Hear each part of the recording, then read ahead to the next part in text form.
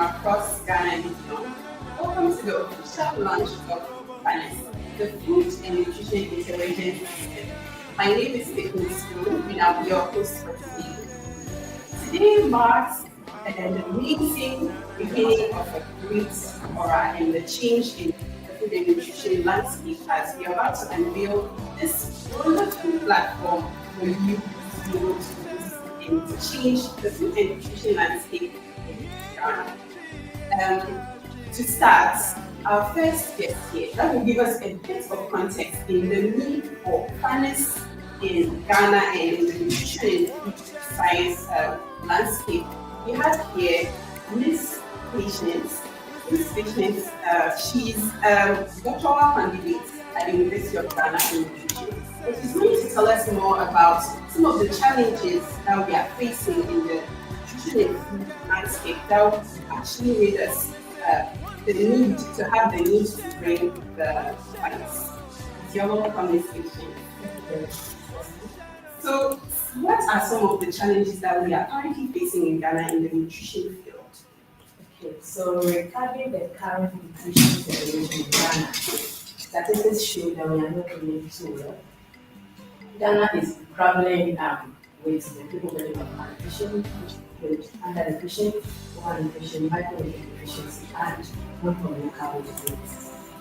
For instance, according to Canada Demographic and Health Survey 2022, um, about 70.1% of our children under 5 years are stunted, and this figure is a little below what the WHO reported in 2022, which is 70.5. Although this shows a little reduction, there is still variation when we compare that of the rural and urban situation. For the rural situation, we still have about 20% of children under 5 years who are stunted. This indicates chronic malnutrition. And regarding wasting, we have about 6% of our children that have wasted, and this figure is also a little below the 7% reported by the WHO in 2022. This is a little reduction though, but it also shows that we still have a lot of work to do to recover, and this also indicates acute malnutrition.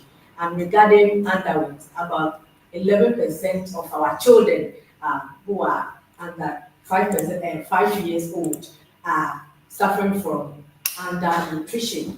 And also, when we talk about overweight and obesity, it's becoming a very huge issue now in Ghana because 41% of women who are in the reproductive age, which is 15 to 49 years old, they are actually overweight. And this figure is quite higher compared to the 30% reported in 2008. It means that we have a lot of work to do. Obesity is standing at 20%, which means that we are predisposed to a lot of non-communicable diseases.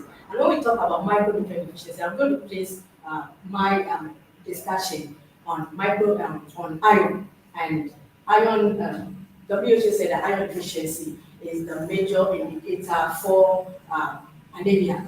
And then according to the report by Global Nutrition 2020, anemia for women in reproductive age in Ghana 2020, we have about 46.4% of those people who are anemic. And then 2022, Ghana Demographic and Health Survey put the figure at 51%, which is quite huge.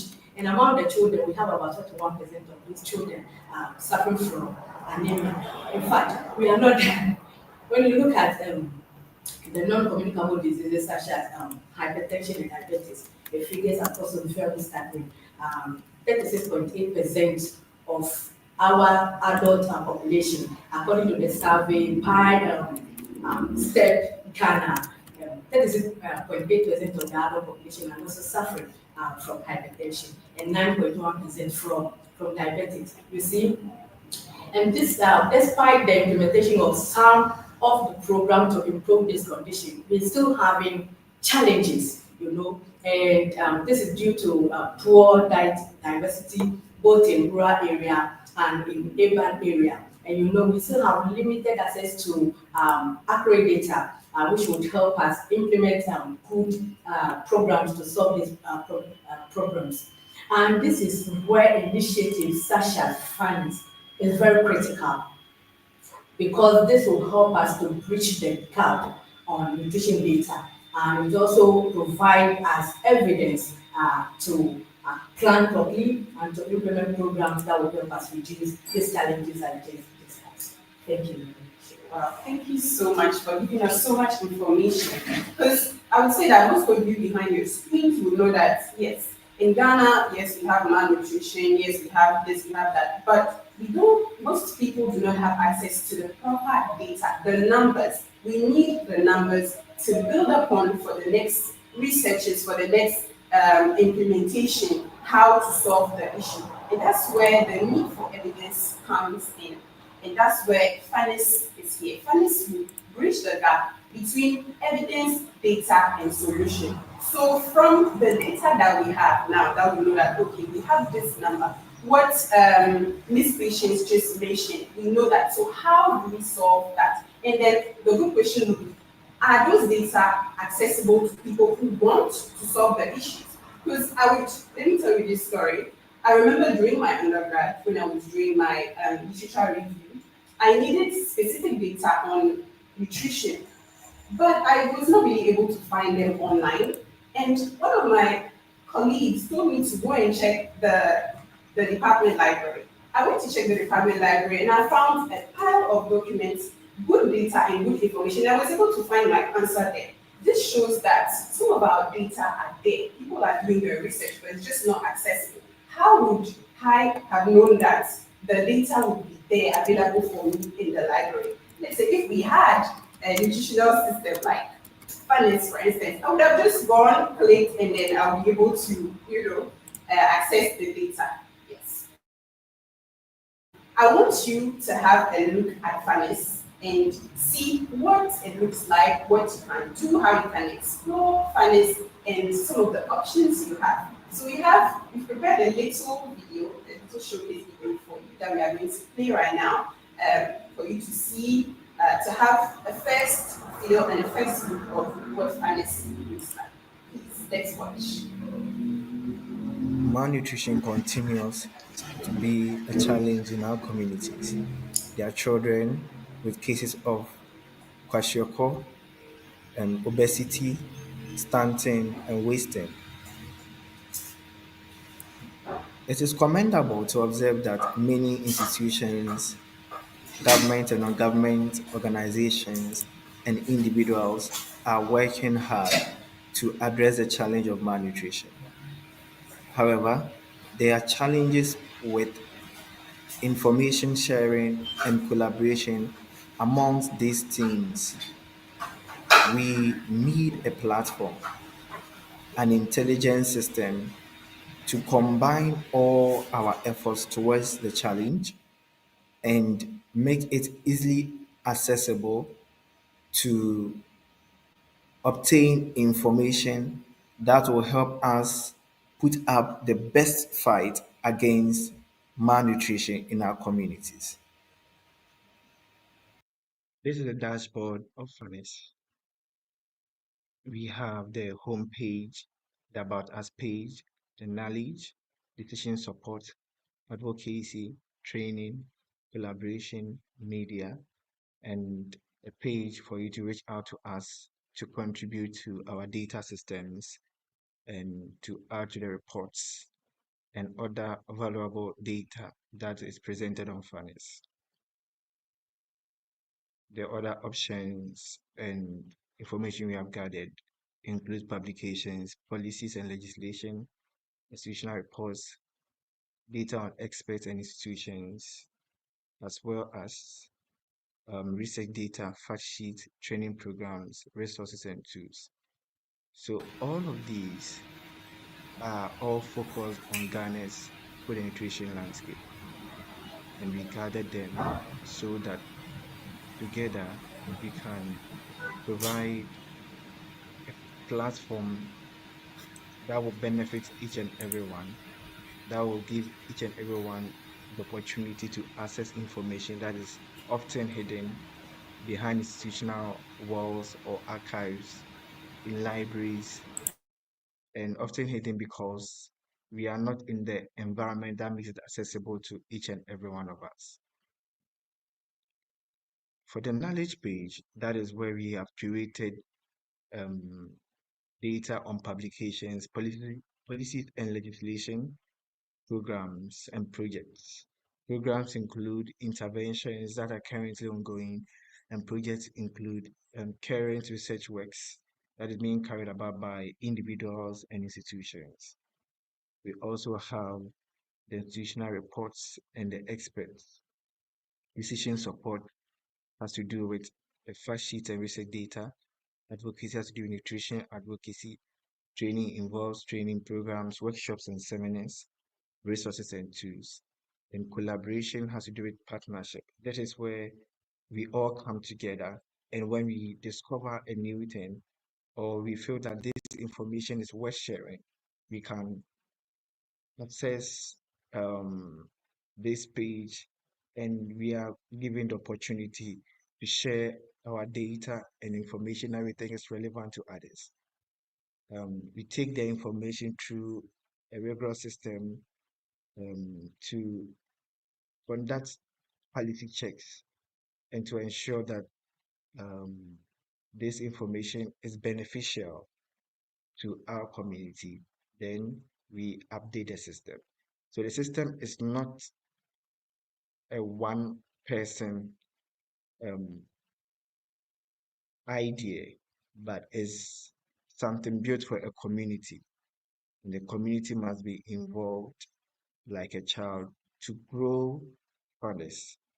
Seeing FANIS through the first 1,000 days after birth, through the stages of life, and we hope to believe and we believe that this platform will continue as in the form of a lifelong um, agenda throughout the course of our nutrition and food journey.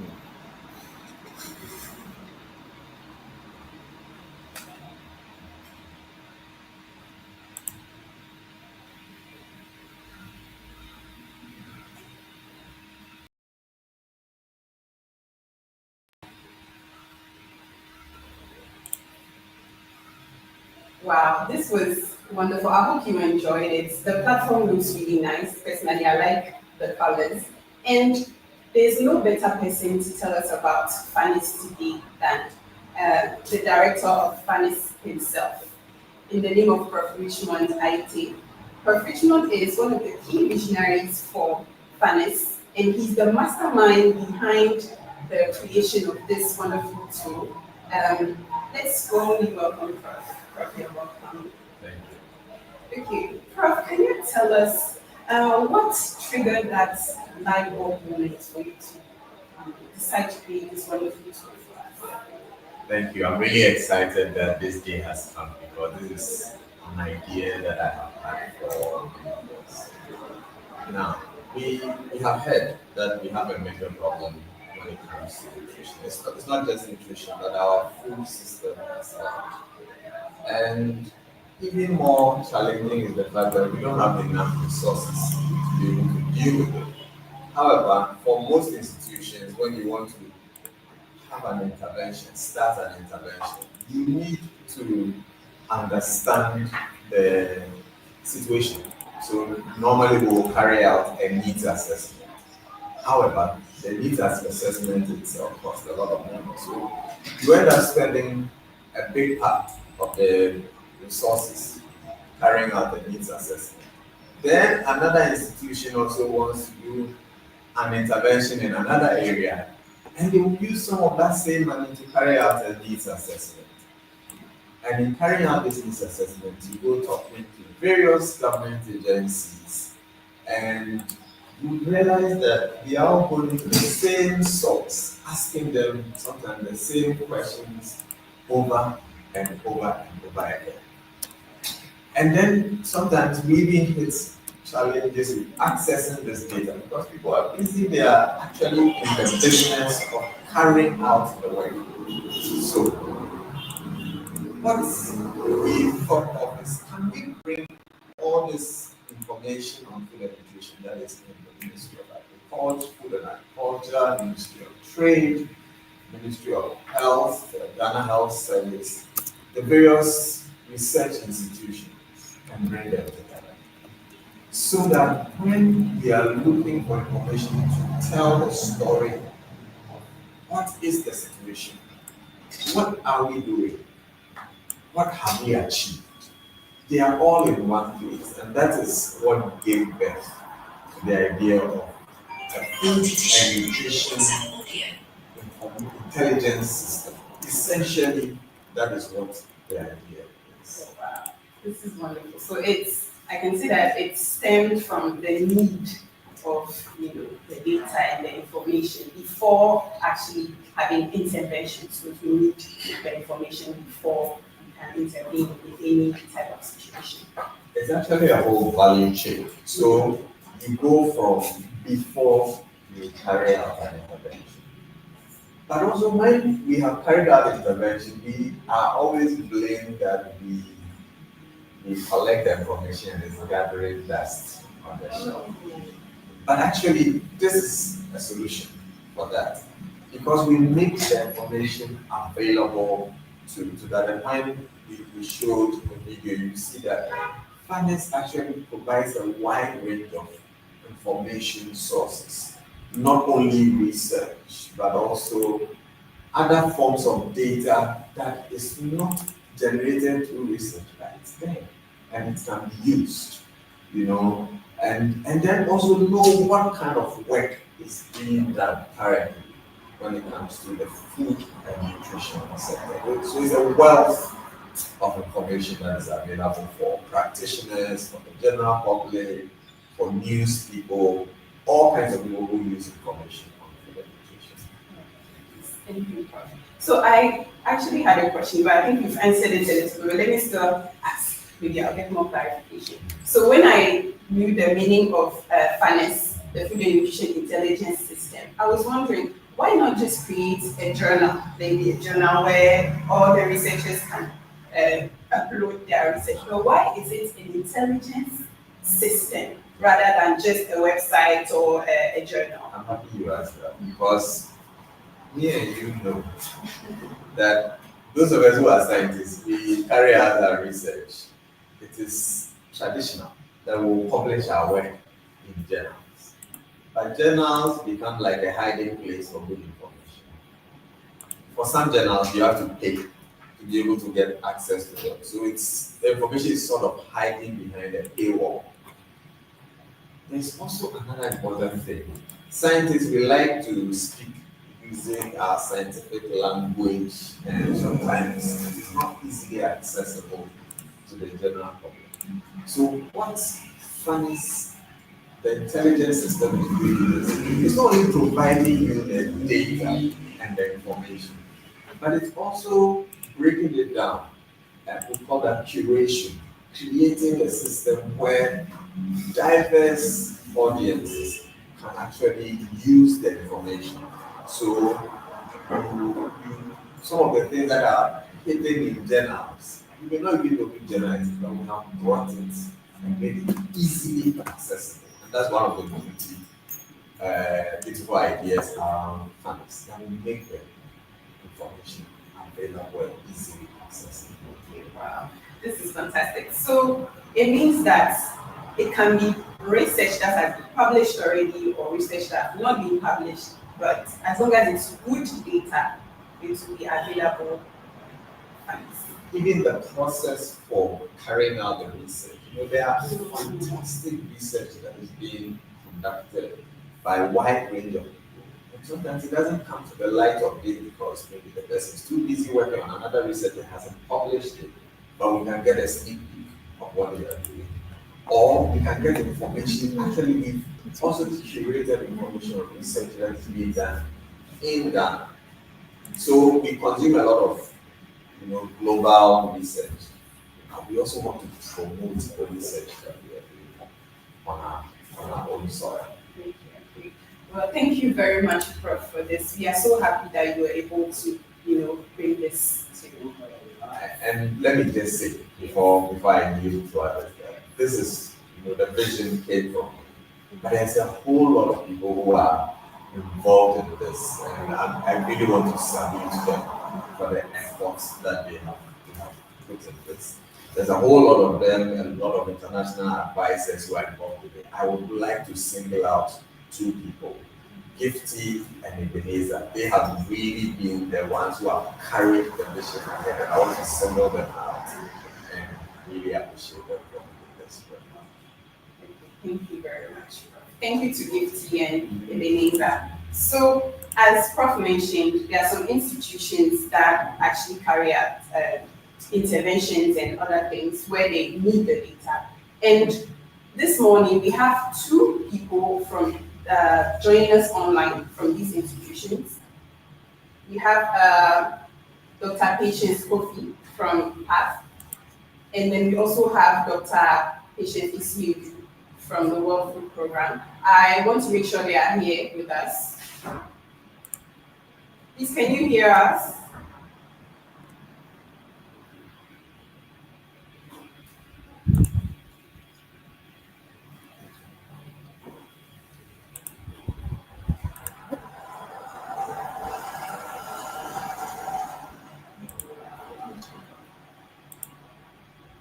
I think he indicated that they are on. Okay.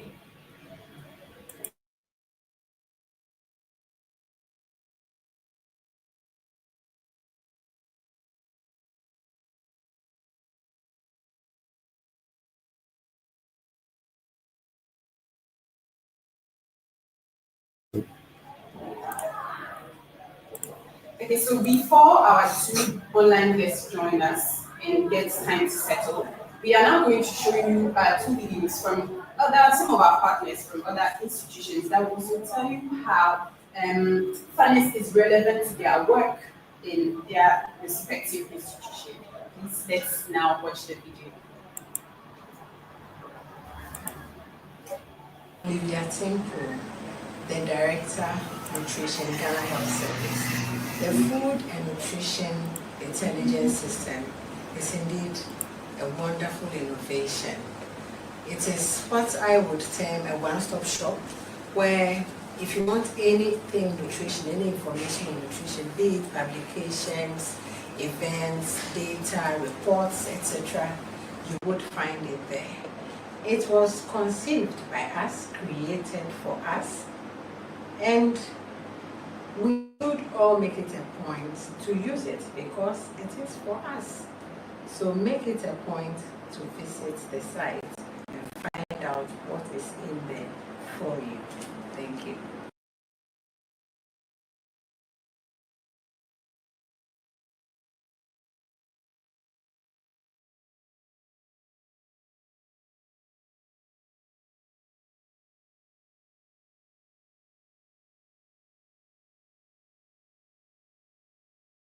Olivia Temple, the Director, Nutrition, Ghana Health Service.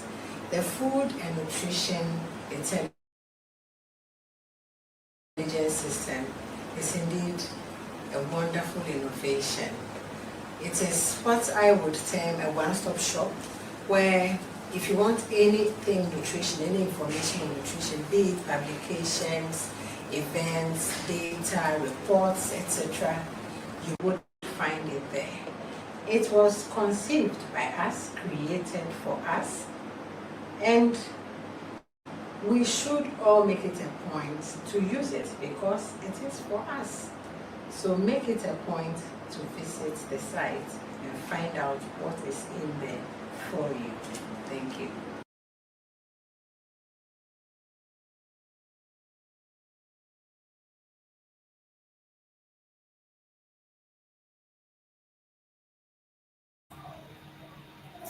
Okay, so now let's watch our next video, which is from another how FANIS is relevant to his work on his side of the field. Thank you. Let's watch. My name is Ni Odwe Odote.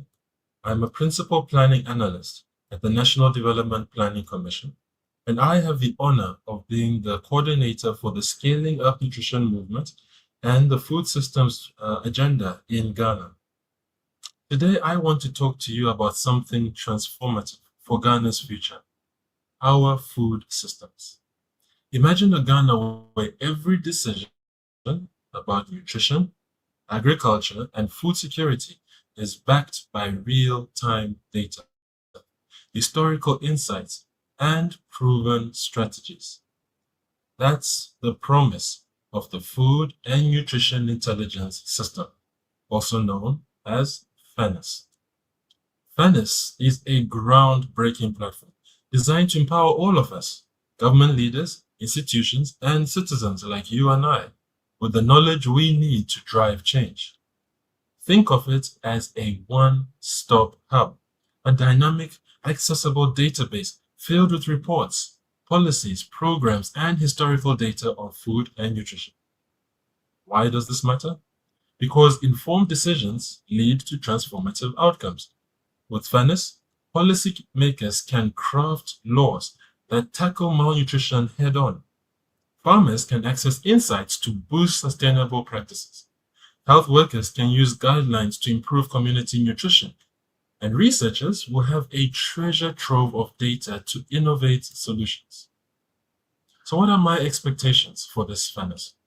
First, I expect that FANIS will help us to formulate better policies that are data-driven, inclusive, and responsive to Ghana's unique challenges.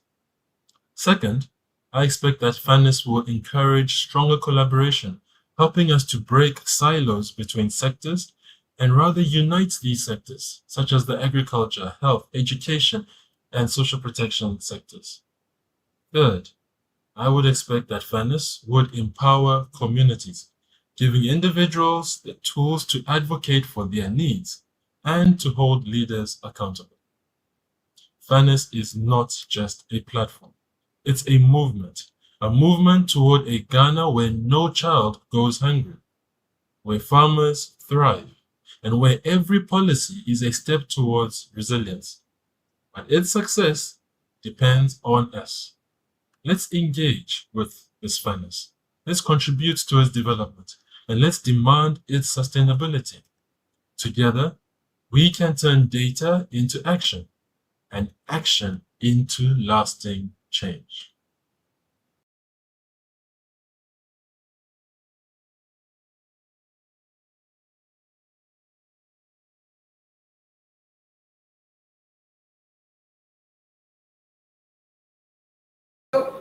As you heard, he said we can change data into action. So I would say that's definitely the goal for fairness. We want to change data into action. We want to make data and for everyone to access and for different institutions and people in different fields, whether it's health, whether it's food processing, whether it's nutrition, malnutrition, and all that. So this is the goal of FANIS. FANIS is here to bridge the gap between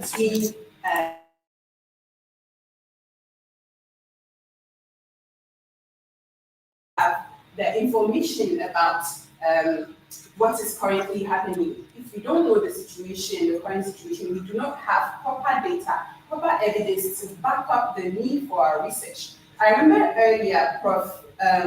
Richmond mentioned that most of the time when they start studies and research, they need to go back and start from scratch. Maybe they just want to implement a new policy, implement something new in the country to solve a problem. But you cannot solve a problem that you don't have enough information of. So thankfully, because of finance, we will now have access to all that information and you don't need to go back and collect the data from scratch anymore because now you will just have to go click, click, click, and then now you can see the data and then back up your new research. And that will help us to actually move forward. So we don't have to go back all the time by starting over. Now we have to do this assessment, we have to do this thing. So now, isn't it wonderful? It's making our work easy, right? Okay, so I think our online guests are ready. I don't know if they can hear us. We have Dr. Patience Kofi from PAC Ghana. She's the country manager for PAC Ghana. And we also have Dr. Patience Isiedu. She is from the World Food Program. She's the head of nutrition for the World Food Program. Good morning.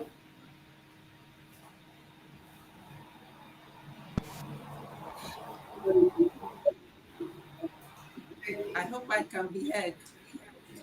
Yes, yes, you can be heard. So, okay, we do. Okay, so we start with Prophetess SEAU since her camera is on and ready for us. So, Doc, you're welcome. Thank you so much for joining us this morning. Um, so, can you tell us a bit about your field and then what you do in your field and how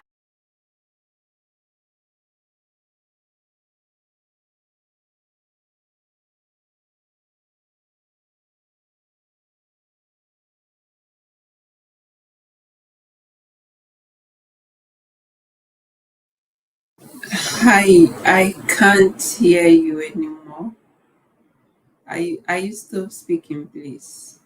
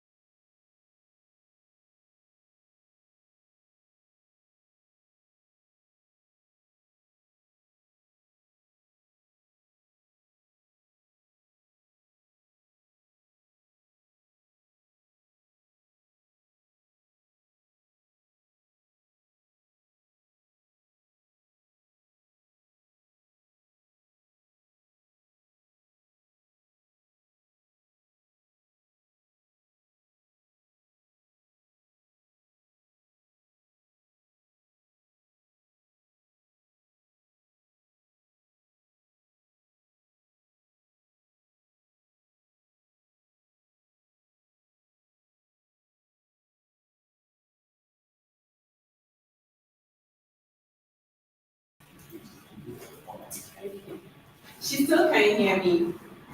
Okay, that's fine. Whilst we are fixing our issue, let's engage a little bit and tell me about All some of right, the questions. I can hear you now. Yeah, okay. Our guest is back, so our interaction will come later. Yes, Doc. Good morning once again. Good morning. How Yes. are you? Oh, I'm good. Please, I hope you're fine.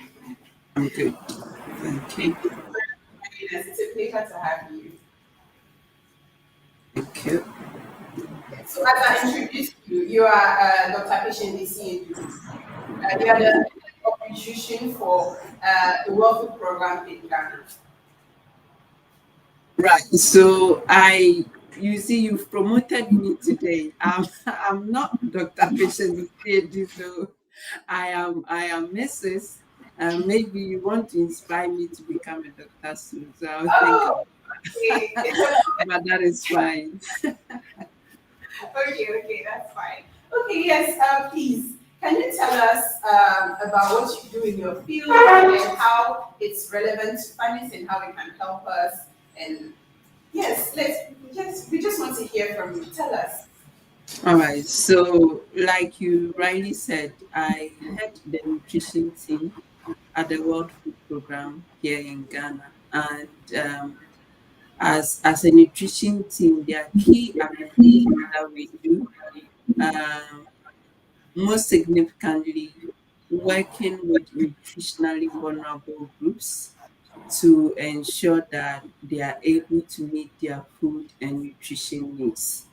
And so we do a lot of things, right? So right from where FANIS sit in terms of evidence, data, we look at what the data is telling us to help us target where and who needs the most support when.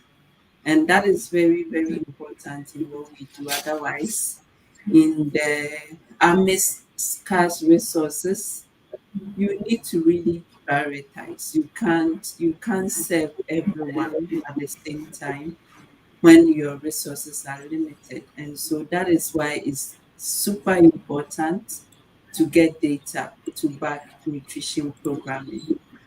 So evidence is very key in the work that I do at the World Food Program. And so we rely on various resources, including what FANIS is putting together. So for me personally, this is something that I've been looking forward to, and I know that for most actors in this space as well, is going to really, really inform what we do and to enhance even what we do, where we go in terms of where we provide support, but most importantly, who needs the support most. Then there's also a lot of work that we do around capacity strengthening for government institutions.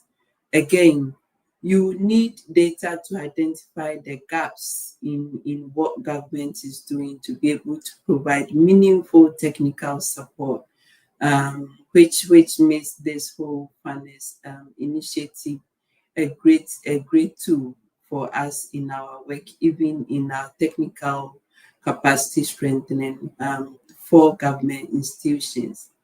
But also as an institution, as an organization, the World Food Program itself undertakes a lot of evidence generation activities, information, data analysis, data gathering, and all of that. So, just recently, I think in the last year, we supported the National Development Planning Commission to undertake a nutrition situation analysis, what we call the Fill the Nutrient Gap analysis, which identifies the barriers but also the influences to the uptake of nutritious diets in Ghana. And we have published that situation analysis, which we know could even be part of the FANIS publications, so that um, um, actors in the space who are able to access FANIS can also get access to this valuable information to inform their program design as well as in policy and decision makings. I'll pause here. Thank you. And back to you.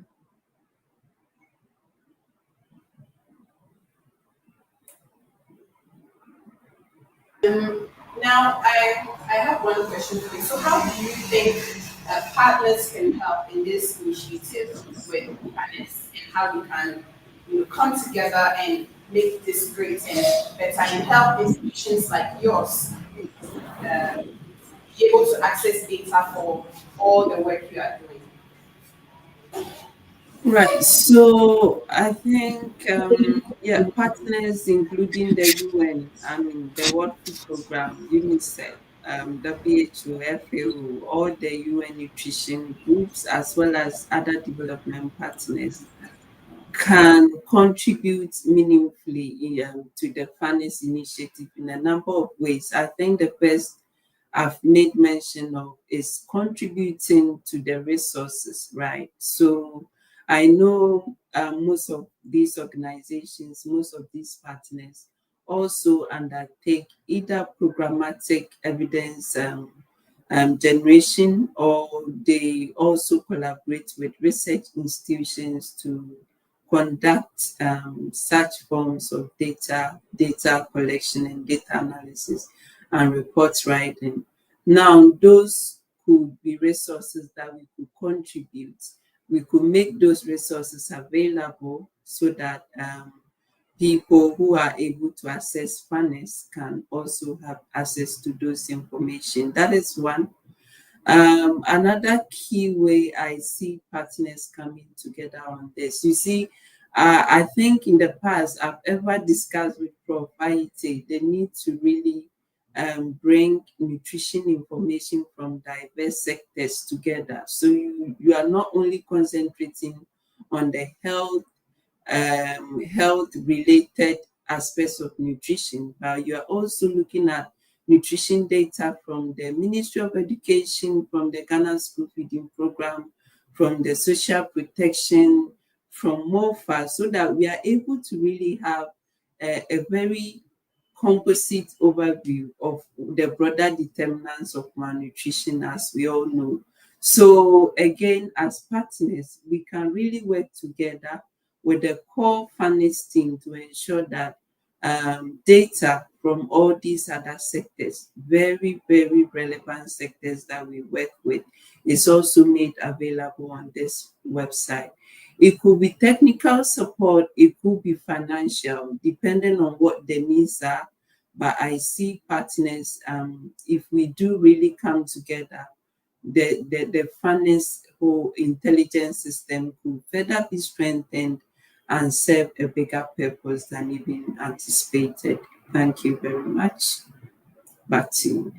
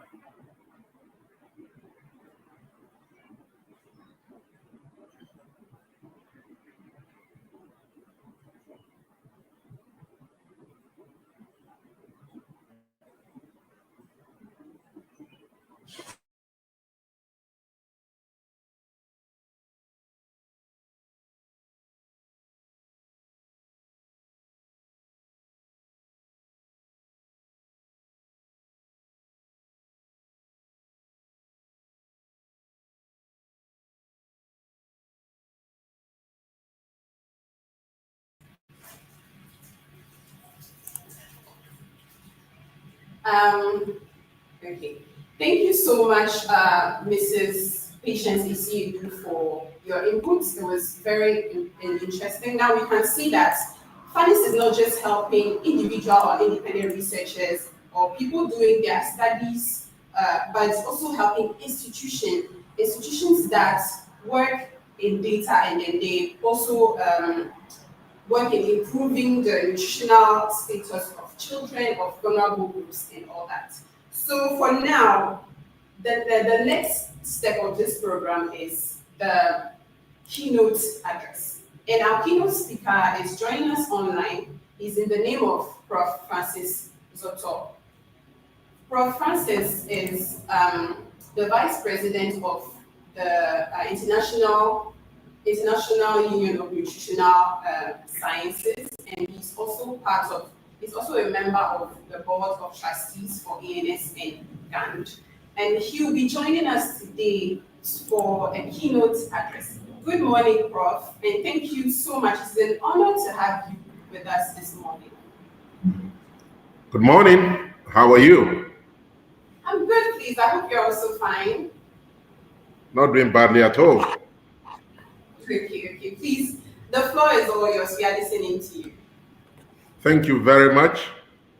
And I want to extend my warm greetings to our distinguished guests, colleagues, partners, friends, ladies and gentlemen. Thank you very much for inviting me to this very important event. It is truly a pleasure and a great honor to be part of this significant moment, the launch of the Food and Nutrition Intelligence System, which we call FANIS. Today marks an important milestone, not only in Ghana's nutrition and food systems journey, but also in our collective efforts to strengthen the data and evidence ecosystem that supports nutrition security, health, and development in Africa and the world today. Now, today also marks the starting point for carrying out interventions and actions that are backed by data and evidence. And I'm glad that we are all, and we all get to be part of this initiative. FANIS, I must say, represents more than just a digital tool. It is a symbol of commitment to better governance of our food and nutrition system anchored in data. Data that is driven by collaboration and focused on solutions. It reflects a growing recognition that without timely, accurate, and context-specific data, we cannot effectively respond to the nutrition challenges of our time, whether it's malnutrition in all its forms, whether it's food insecurity, or the rise of diet-related non-communicable diseases. There has been a great amount of work that has been done in the food and nutrition space. Many benefits has come out of the research projects, programs, advocacies, legislation, interventions, and policies that have carried out and birthed as a community. Yet the products of our efforts are either hidden or scattered.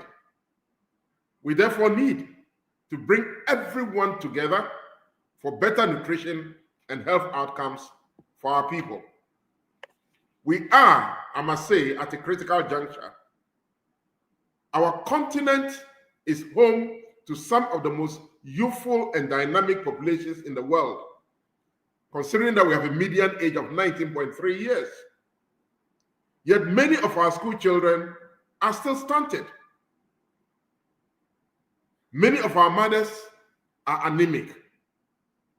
Many of our communities are unable to access affordable, healthy diets. At the same time, we are witnessing increasing urbanization and food transition. The changing environments, evolving dietary patterns, climate-related challenges, and food affected by external shocks, such as we know, the Russian-Ukraine war. The challenge we face in the food and nutrition landscape is very big, and we cannot afford to fight blindfolded. What we need now, more than ever before, is intelligence. Food and nutrition intelligence to guide our actions and efforts towards tackling the challenges that we face that confront us as a continent. I personally see FANIS as a platform that gives us the capacity not only to access food and nutrition data, but to generate insights that are relevant for policy, for designing interventions and programs, and for keeping the communities we serve informed. It also brings together researchers, policymakers, developmental partners, and citizens with a shared commitment to improve nutrition outcomes. That is why today we are launching FANIS. It is my firm belief that this is just the beginning. And you all can attest to the fact that we must start from somewhere and remain committed to pursuing this fight against malnutrition and food insecurity with data and reliable information. As Vice President of the International Union of Nutritional Sciences that oversees the strategic direction of nutrition at a global level, I can confidently say that FANIS aligns with global aspirations. The United Nations Decade of Action on Nutrition, the Sustainable Goals, Development Goals, and the African Union's Agenda 2063, which all call for robust monitoring systems, cross-sectorial collaboration, and stronger nutrition leadership. I see FANIS, therefore, as one of Ghana's answers to that call.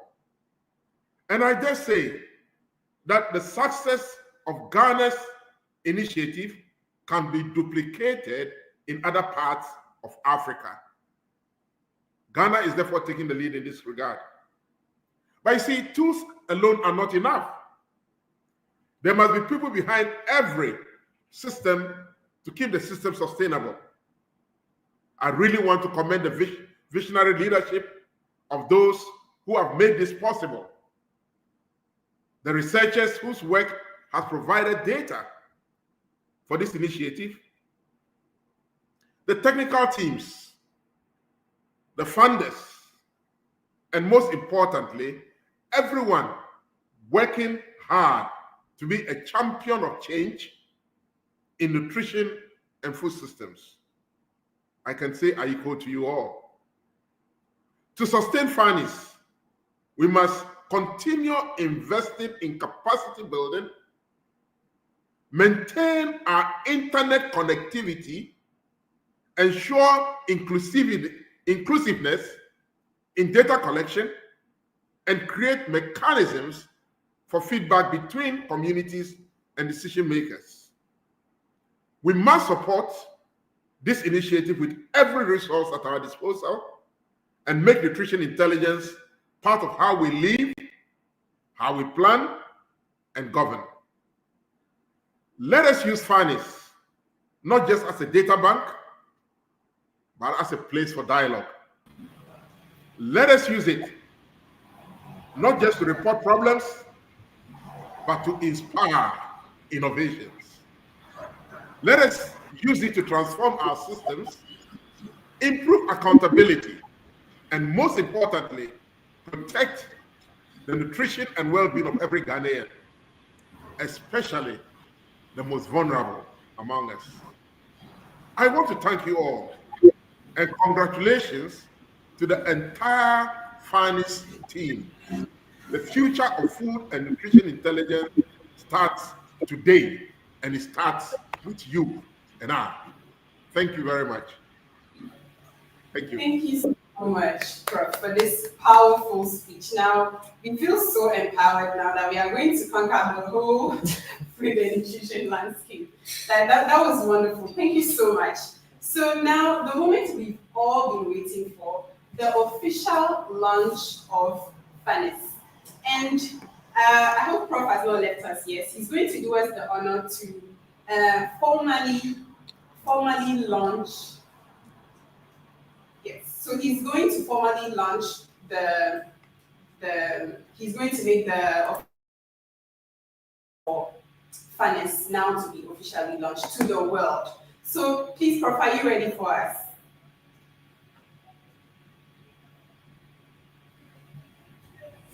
Okay, I think we've lost him for a minute, so let's give him time to reconnect.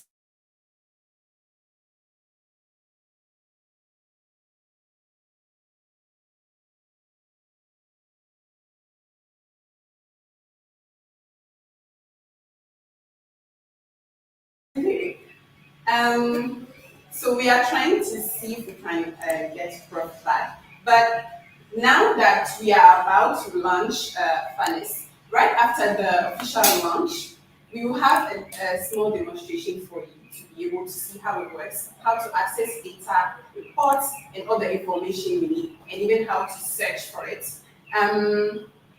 So Okay, so I think it's time, right? It's time. The moment we've all been waiting for. Our dear guests, ladies and gentlemen, all researchers and scientists behind your screen, I may now announce the official launch of FANIS to the world. So now we are open to you and will be accessible for you.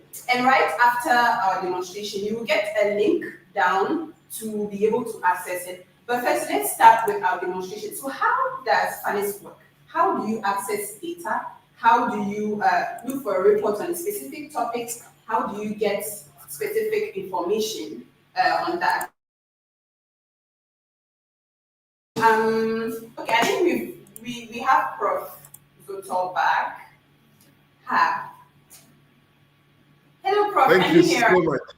Yes, I can hear you now. I am particularly excited. Honestly, I cannot contain my excitement at this opportunity that is long overdue. And I was telling Prof. Richmond Aite that I'm going to take a trumpet, I will blow it on the rooftops across every country in Africa, that Africa is capable of handling our own affairs through FANIS, through your efforts, everyone that has contributed in bringing about FANIS. It is my singular honor, privilege to launch this august platform. There is a lot that we can do with FANIS. And as I said, I'm very excited. Thank you for giving me the opportunity, whether I like it or not. It will be blown at the global level. And we'll tell everybody about FANIS. So thank you, as I have the privilege of launching this great, innovative data bank and resource. Thank you.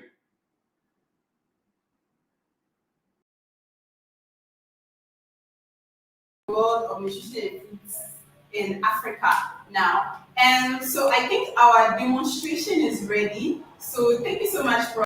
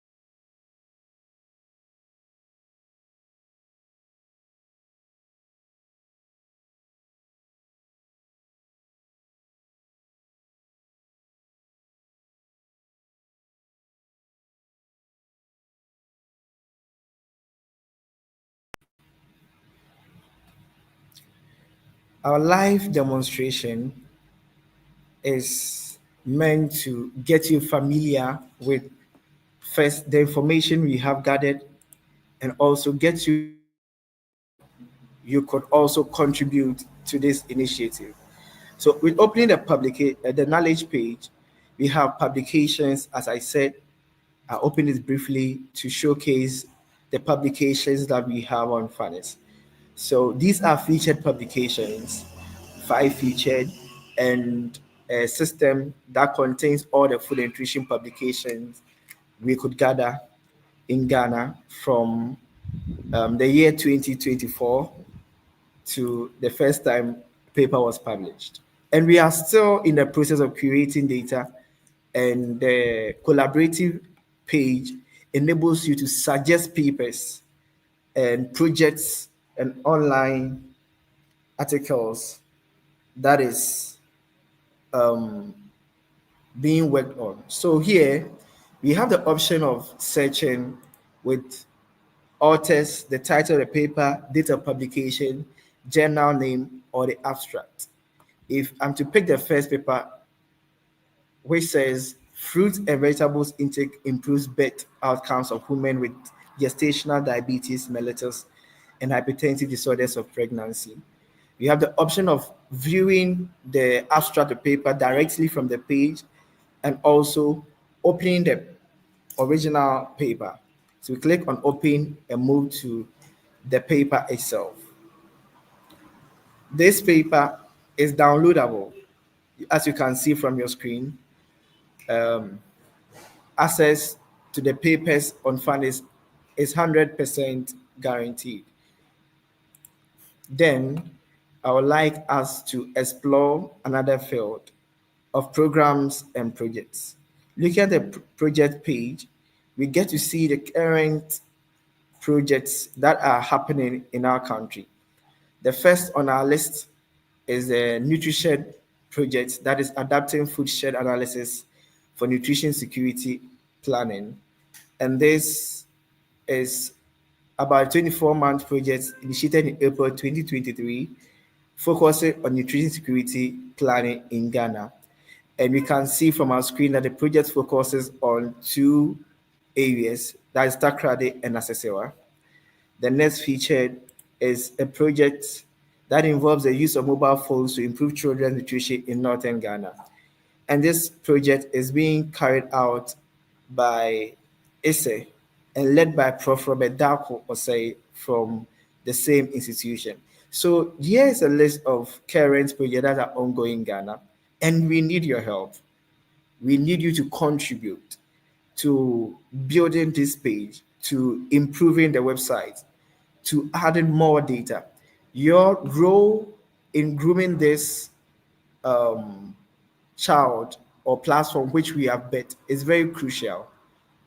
We need the entire nutrition, food and nutrition community to be involved in this for better insights and better data. I will sum out our I'll sum up our demonstration by discussing the collaboration and the page. The collaboration page features an opportunity for partnership with experts and also gives the opportunity to send queries and questions and contributions that one may have. So, not to spend too much of our time, we will end here and we'll give you the opportunity. We will give you the opportunity to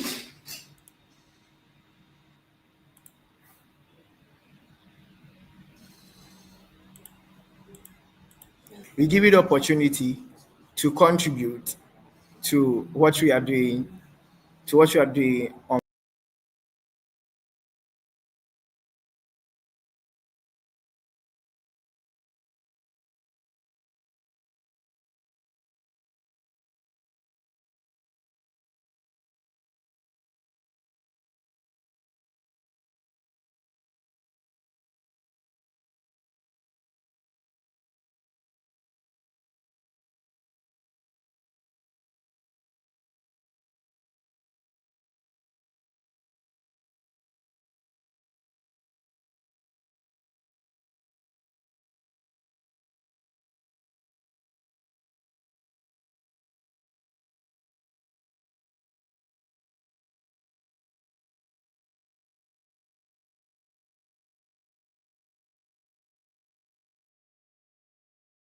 of our program, but we want to interact with you. So I've opened my comment section.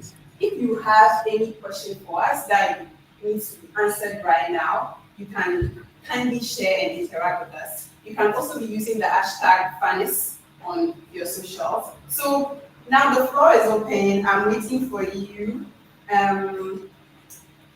Yeah, so let's give ourselves like 2 minutes to receive questions in the comment section that we can answer quickly before we close up. And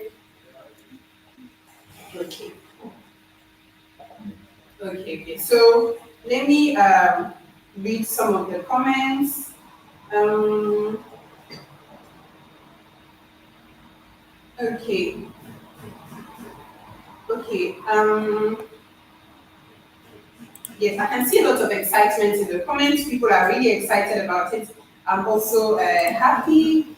Someone said very impressive initiative from Prof. Richmond. Yes, it's amazing. Now we are really changing. Africa can do it. I hope you can all hear me. Um,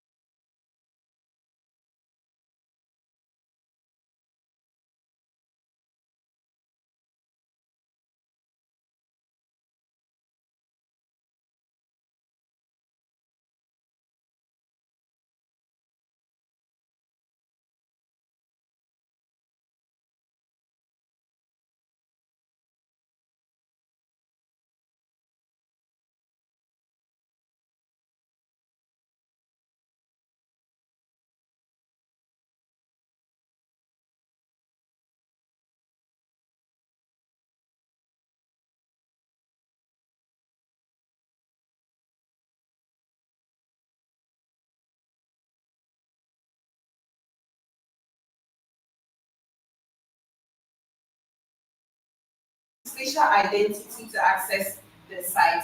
Thank you. I think it's yeah. So I think finance is available to everyone.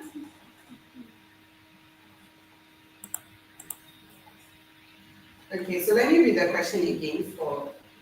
So the person says, is the website available for everyone, or you need special identity to access the website? Yes, so I think it's available for everyone. Yes, yes. So students, workers, anyone from any type of community. You don't have to be in academia or an academic person to access it. So it's open for all of us because we know that data can come from anywhere. It's not always that because you are a researcher in the lab that you can bring data. We need the information from everybody. Let me see if I have one more question before we close up. Sir Addison, I hope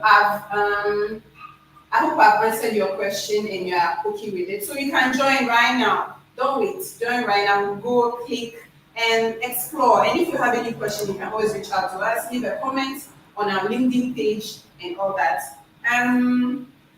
Bernard is talking about sound. And from what I know, my other people can hear me. So maybe it's coming from your end. I don't know. So let's take one last question before we close our wonderful lunch. If anyone else has one question. Okay. I can see that Sir Addison said he's okay with my answer. So Thank you so much for your question.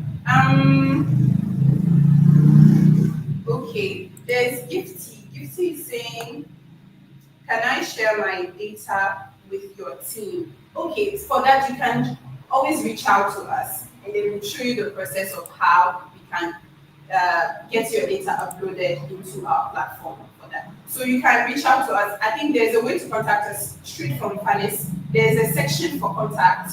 So you can click on it and contact us, maybe through email, and we'll discuss that and then you'll be able to share your data with us. It's good that you are willing to contribute and share your data for us to be able to use. That's very nice of you, Gifty. Thank you. Okay, I think we've come to the end of our program.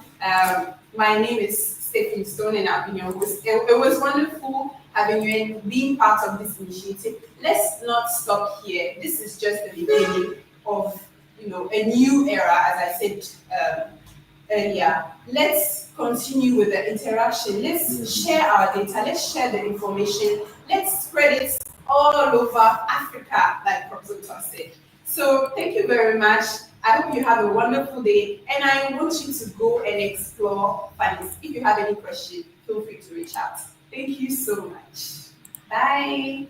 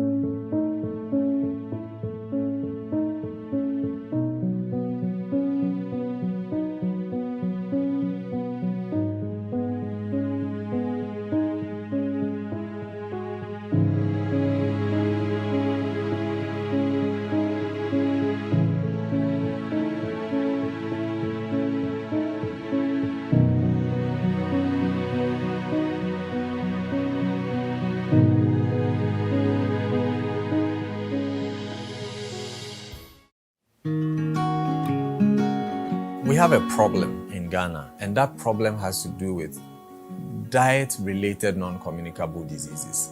There are 3 ingredients in our food that really is contributing to this: sugar, salt, and fat. Now, we need to limit these kinds of ingredients in the food we eat. The food that people are eating are foods that are not going to help the body work properly.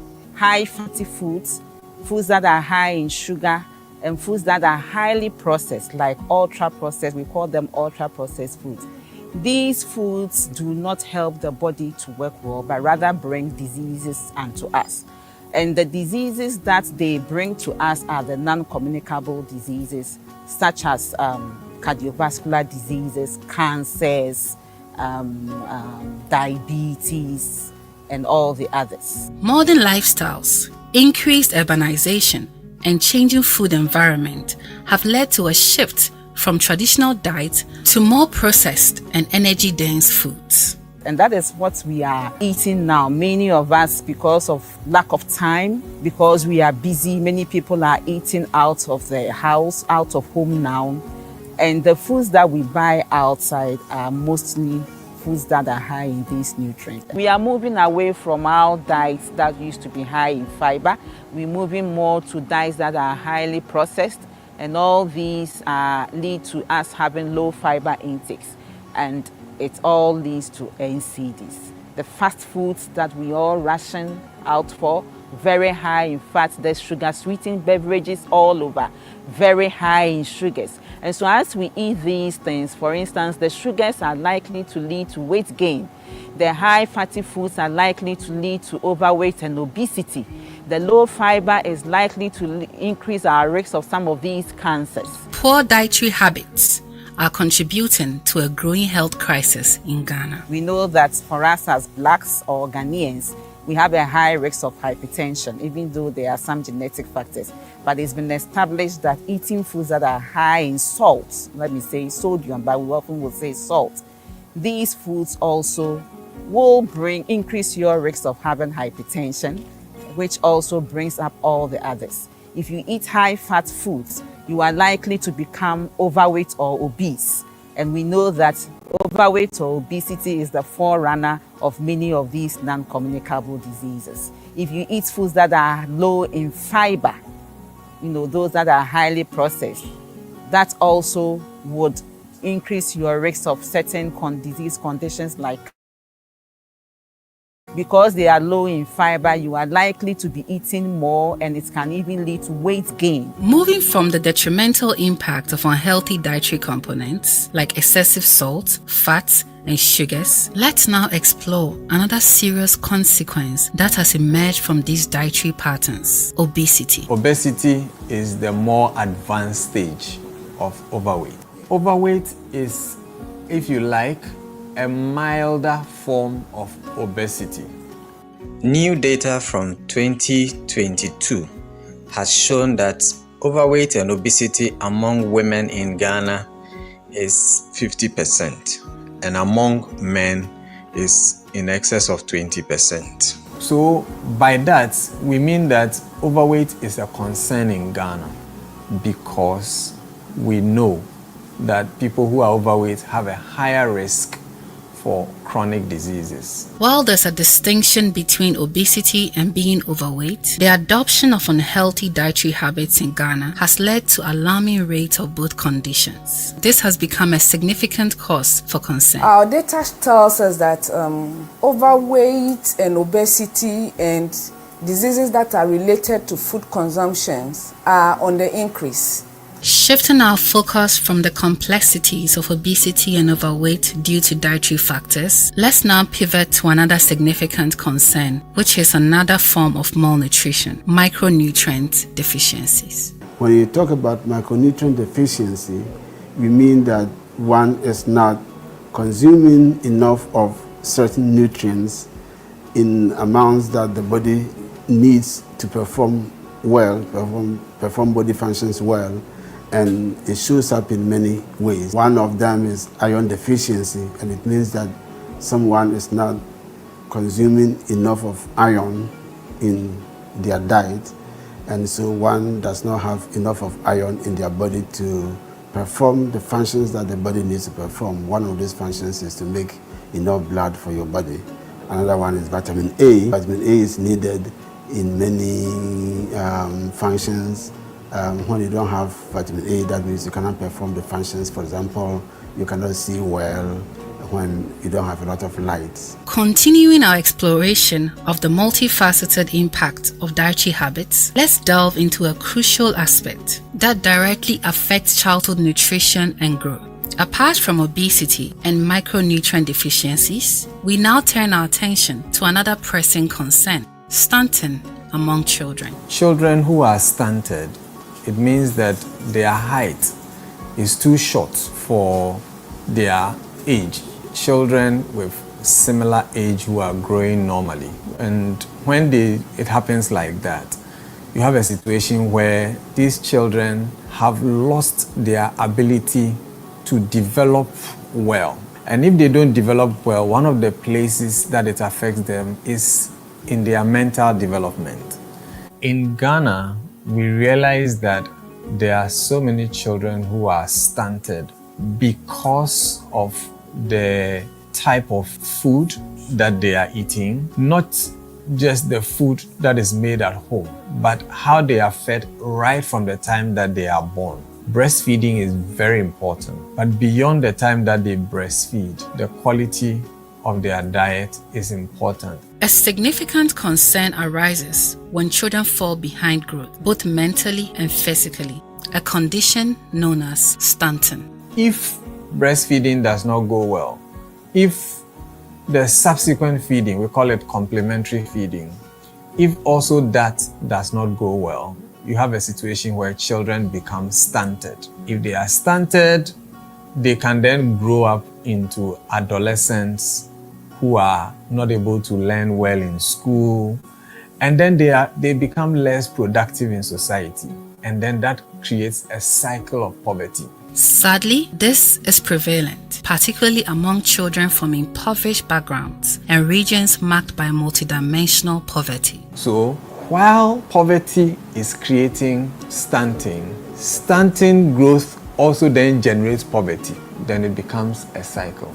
Having examined the direct effect of dietary habits on health outcomes, it is essential to widen our perspective to encompass the broader landscape in which these habits are cultivated. Let's now shift our focus to the food environment itself. The food environment is the physical space that people can access food from. The food environment really determines what people can buy and what people can see available to buy. Therefore, anything that goes wrong in terms of access to food, affordability of healthy food, will affect what people can access and what they can consume. Limited access to nutritious options, coupled with aggressive marketing of unhealthy products, further exacerbates the problem. I will say that there is currently a proliferation of unhealthy foods that do not promote health. This refers to foods that are high in sugar, foods that are high in salt, foods that are high in fat and oils. Examples of these are foods that are highly processed or have undergone some processing. Expanding our examination beyond the nutritional aspects and the food environment, let's pivot towards an equally critical aspect of our food system: food safety and contamination. Delving into the paramount importance of ensuring the safety and integrity of the foods we consume. First of all, there are three main types of contaminants that affect food. We have physical contaminants like broken wood pieces or glass that can harm individuals when they ingest it.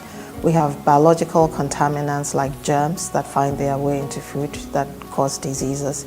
And we have chemical contaminants. Some are inherently present in food, like aflatoxins that are produced by microbes that are found in foods. Or some may be processing hazards like polycyclic aromatic hydrocarbons, or it could be pesticide residues that find itself in food. In addition to food quality, the presence of food contamination and the adoption of unhealthy eating habits, various other factors also play a role in the development of non-communicable diseases, NCDs, and other serious outcomes. A notable illustration of this is the prevalence of physical inactivity. So physical inactivity is a situation where a person doesn't engage in sufficient or adequate physical activity. And people who engage in inactivity are at risk of developing non-communicable diseases, including diabetic type 2, diabetic hypertension, that's the high blood pressure, and some cancers. And it contributes to the total mortality. When it comes to the mortality rate in Ghana, it's a major contribution to mortality in Ghana. It causes a lot of death in the country. Through a comprehensive examination of the detrimental effects arising from poor dietary habits, including issues of obesity, micronutrient deficiencies, stunting, and pervasive challenges within the food environment, such as contamination, it becomes evident that our current dietary landscape demands urgent intervention. Overweight and obesity and diseases that are related to food consumptions